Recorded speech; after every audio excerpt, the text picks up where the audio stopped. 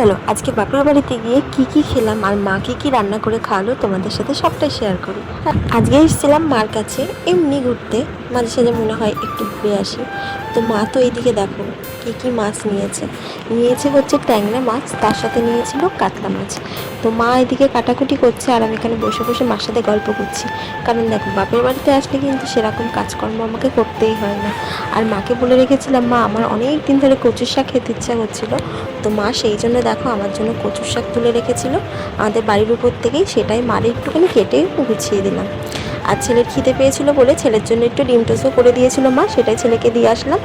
আর মাকে বললাম দাও আমি তোমাকে একটুখানি অল্প মশলা, তো আমি শিলনোড়াতেই বাটছি, এমনি মিক্সি আছে তবু দেখবে শিলনোড়ার বাটার মশলার টেস্টই হয় অন্যরকম। আর এদিকে দেখো একটু ছোটো বৌদির বাড়িতে এসেছিলাম, পায়েল টাইল সবাই এসছে আর সবাই মিলে দেখো এখন একটু গল্প করছি। এখানে যারা যারা আছে সবাই মিলে গল্প টল্প করে অনেকটা মানে বেলা হয়ে গেছিলো। আর এদিকে রান্না বান্না সব হয়ে গেছিলো, মা খেতে ডাকলো বলে খেতে আসলাম। মা এদিকে করছিল কচুর শাক, তার সাথে মাছের ঝোল, আমের চাটনি।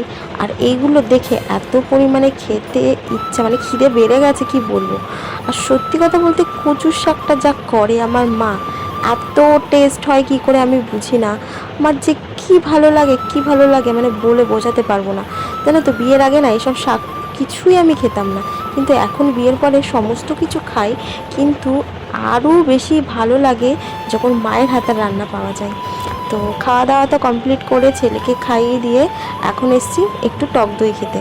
মাঝে সাঝেই আমি টক দইটা খাই, কোনো লবণ চিনি কিচ্ছু না, জাস্ট এমনিই খেয়ে নিই। আমার বেশ ভালো লাগে কিন্তু টক দই খেতে। আর এদিকে দেখো একটুখানি স্যালাড করেছিল পায়েলরা, তো সেখান থেকে একটু শসা আর একটুখানি টমেটো খেয়ে নিলাম। এত সুন্দর টেস্ট হয়েছিল কি বলবো, তেঁতুল দিয়ে মেখেছিল তো। আর এদিকে দেখো পায়েল টায়েল সবাই খাচ্ছিলো বলে ওখানে গল্প টল্প করে মা এদিকে সন্ধ্যেবেলায় টিফিনে দেখো সুজি করছে, তার সাথে হচ্ছে লুচি। আমি সুজি খাই না, ছেলে খাবে বলে সেই জন্য ছেলের জন্য লুচি সুজি সবই করেছে।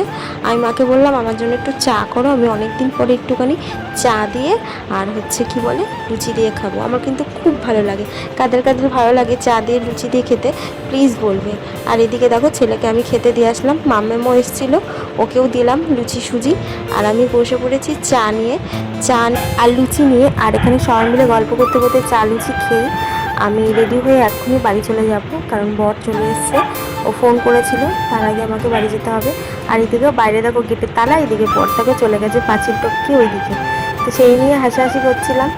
তো চলো কেমন লাগলো প্লিজ কমেন্ট করে জানাবে। টাটা।